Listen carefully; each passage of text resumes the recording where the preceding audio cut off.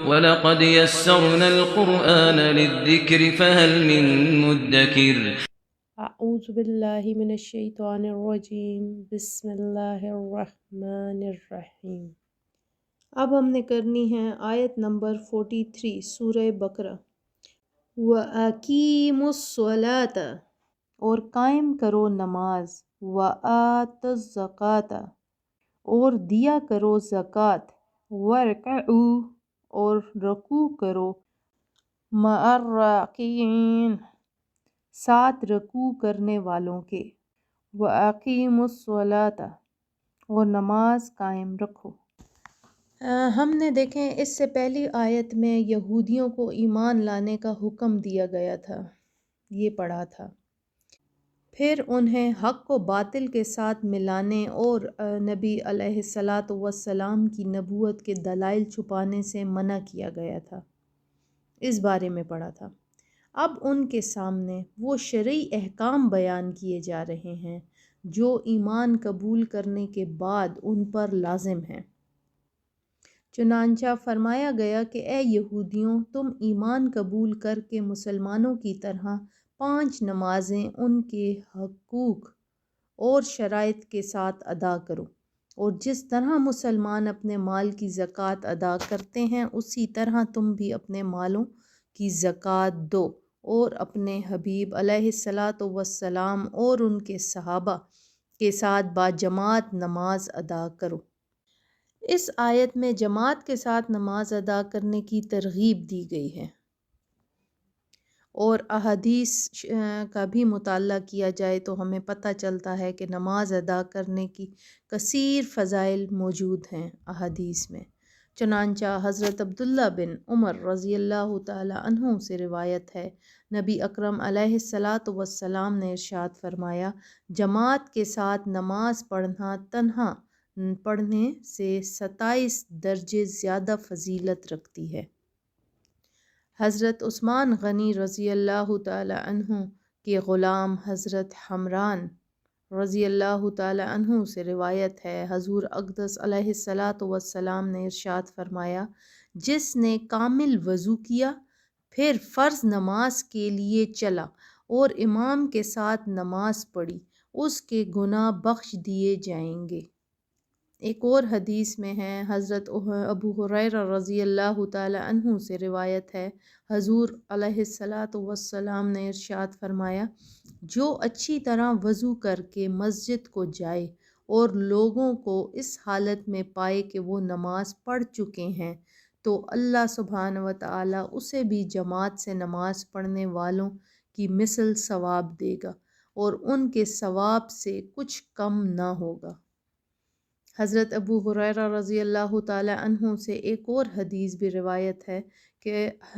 حضور علیہ السلام نے ارشاد فرمایا، منافقین پر سب سے زیادہ بھاری عشاء اور فجر کی نماز ہے، اور وہ جانتے ہیں کہ اس میں کیا ہے۔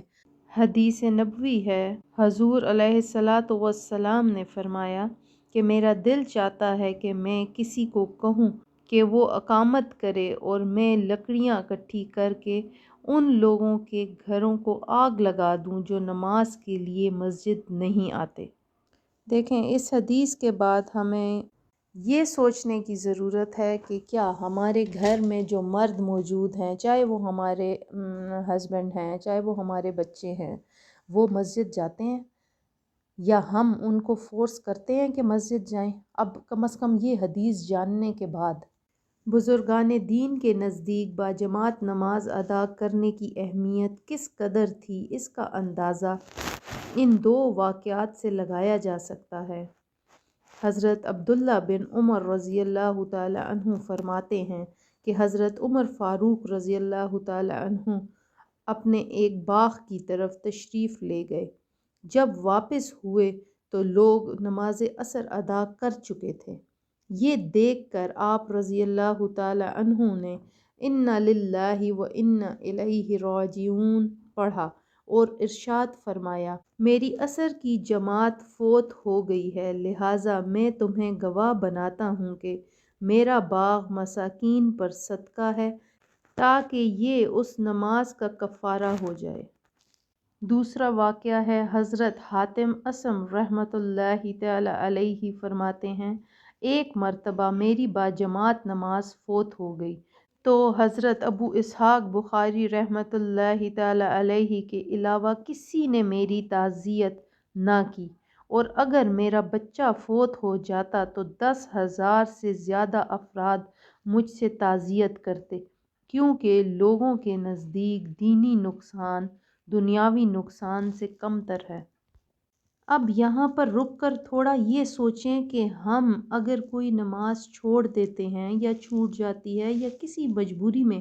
رہ جاتی ہے، یا بعض لوگ تو پڑھتے ہی نہیں ہیں، تو دیکھیں یہاں پر سوچیں کہ ہم کیا کر رہے ہیں، وہ لوگ کہاں پر تھے اور ہم کہاں آ گئے ہیں، ان کا مقام کیا تھا اور ہمارا مقام کیا ہو گیا ہے کہ ہمیں نماز چھوٹ جانے کا افسوس تک نہیں ہوتا، ہم کہتے ہیں چلو بس رہ گئی ہے خیر ہے۔ اسی طرح حضور علیہ الصلاۃ والسلام کے پاس ایک نابینا صحابی آئے، انہوں نے کہا کیا میں فجر کی نماز گھر میں پڑھ سکتا ہوں کیونکہ میرا آنا مشکل ہے مسجد میں؟ حضور علیہ الصلاۃ والسلام نے ہاں کر دی، پھر انہیں روکا اور پوچھا کیا آپ کے گھر میں اذان کی آواز آتی ہے؟ اس نابینا شخص نے کہا جی آتی ہے، تو حضور علیہ الصلاۃ والسلام نے کہا پھر آپ کو مسجد ہی آنا ہے، آپ گھر میں نماز نہیں پڑھیں۔ آج اگر ہم دیکھیں تو ہم کیا نابینا ہیں؟ کیا ہم نمازوں کے لیے مسجد پہنچتے ہیں؟ کیا اگر حضور علیہ الصلاۃ والسلام اس وقت ہوتے تو ہمیں یہ اجازت دیتے کہ ہم گھروں میں نماز پڑھیں؟ حضرت ایوب علیہ السلام کا جسم بے جان ہو گیا تھا، صرف شہادت کی انگلی ہلتی تھی، اس کے ساتھ وہ نماز پڑھتے تھے۔ دیدات رحمۃ اللہ تعالی علیہ اسکالر تھے، آخری وقت میں ان کی پوری باڈی بے جان ہو گئی تھی، آنکھ کی پتلی ان کی ہلتی تھی، تب بھی وہ نماز پڑھتے تھے۔ تو اب ہم میں سے ہر کوئی صرف یہ سوچے کہ ہم لوگ کہاں کھڑے ہیں۔